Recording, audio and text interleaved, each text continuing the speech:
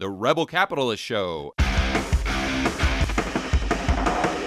You're comparing this kind of what we're in right now to the time back in 1516 that lasted for 80 years. That's staggering. And then saying that, back during the Spanish flu, people were thinking that it would go back to quote unquote normal. It might not. So my first question would be, how did it end back in 1516, that whole time frame? What was the end game there, and how did it change? And then if you see this as kind of a similar setup to the late 19 teens, do you see us going into kind of a 1920s mode or more of a 1930s mode? Interesting set of questions. So let's go with the more recent past. If we think about World War I and the end of World War I, again, you've got so many. I mean, just talk about a devastating event, especially for Europe. I mean, it completely obliterated. But even in the United States, where you have so much of the manufacturing capacity of the United States now going to the war effort, just a massive economic toll.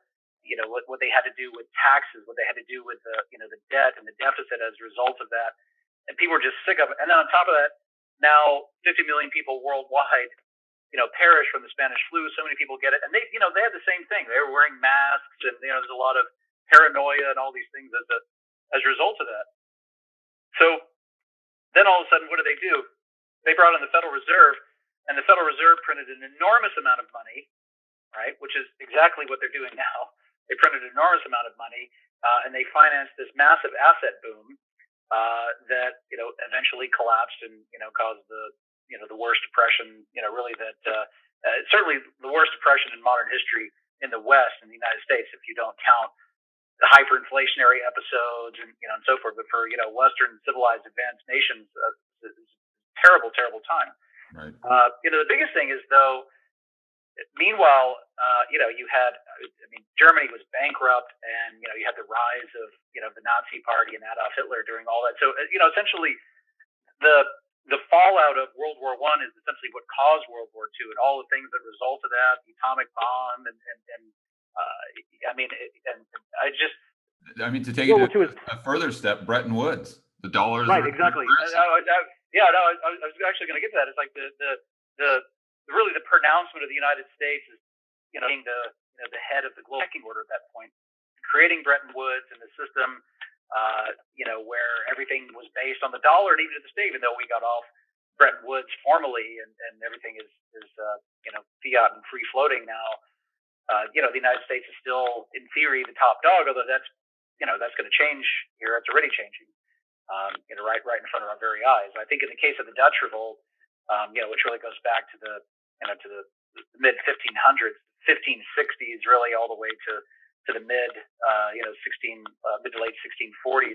It was interesting because it started off, really as kind of a revolt between Protestants and Catholics, and Protestants felt that they were very poorly treated in the United Provinces, which today would be the Netherlands, and this was all sort of part of the Holy Roman Empire, and they felt that they're very poorly treated, and you had the Inquisition and so forth. And there are some very serious episodes of Protestants being incredibly badly treated publicly, and everybody could see it, and it was shocking. After a certain point, a lot of people said, enough is enough.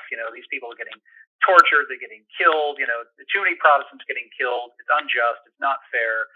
And then next thing you know, there was just violent revolution all over the place, and people were going down and ripping down all these Catholic statues and breaking into cathedrals and pillaging and setting fire to everything. And next thing you know, then they were doing it to private businesses and residential properties, and there are people that had nothing to do with any of this.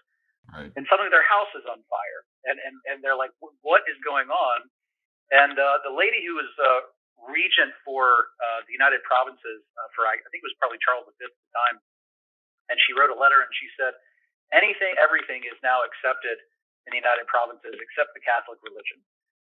So the idea is that you had to be tolerant of everyone and everything, whatever anybody wanted to be, whatever they wanted to do, you had to accept that and sort of bow down to, however, they sort of choose to identify. unless you were Catholic, in which case, then you were evil scum, and then people started running around and, gangs of people beating up Catholics and stealing from them and so forth. So it's just, again, that sounds exactly like we've seen this before. It sounds like Trump supporters, Republican libertarians. Yeah. I mean, it sounds exactly like what's going on now. We've seen this before. There are people that got chased out of town, people that were banished because of their religious, because of their Catholic faith, etc. I mean, so we've been here before, and again, even that's not the first time that's happened either. So I mean, we can go back. Literally thousands of years, and see different historical examples of this. So this is not. We've been here before, and the point, the larger story here is that these conflicts, these culture wars, these things, like, they last. However you feel about it, if you're on one side or the other, I think the important thing is to sort of at least recognize that these things last a very long time, and they're uncomfortable for everybody. Right. There are a lot of things at the same time, though, that create opportunity. There are always these, kind of giant leaps forward, because a lot of times these things, they're in a way kind of accelerators. COVID was an accelerator. It's the old, Nietzsche approach, that which is about to fall deserves to be pushed in a way. So you look at some of these brick and mortar companies, that were already struggling and, couldn't really survive. And you go, what, they had probably 10 years at best anyways. And now all of a sudden, a lot of these guys started declaring bankruptcy because it was inevitable. It was going to happen. It just sort of accelerated 10 years of, economic and, business and market trends into about 6 months. And all these things happened. It's the same thing happened with real estate. There are a lot of people, over a period of time, they're going to realize, why should I pay this super expensive, price so I can, walk around with used hypodermic needles and step over feces and so forth, walking around the streets of San Francisco and pay sky high taxes and now wealth taxes and all these. Why should I do that? And over, the next 10 years, it would have been more and more people realize that probably wasn't a smart thing to do. Things really accelerated in 2020. And so it kind of, in a way, is the catalyst. It's like in nature, if you look at sort of genetic science, right? Most of the time, that's a pretty staid thing. You've got DNA that sort of comes together, and it creates new DNA cells split, and but every now and again, nature throws in a mutation, right? And this is sort of the sort of thing of the reason why we have evolved the way that we have, is because at some point along the way, when we were all, whatever, amoeba, and there was cells that split, there was a little mutation. And the reason that we have brains, we have hands and fingers and thumbs and so forth, because along the way, as these traits and characteristics in our DNA was passed down, nature kind of threw in a little mutation, right? And those mutations, through sort of these Darwinian principles and survival of the fittest, these mutations that worked out really well, the ones that survived and passed down to future generations.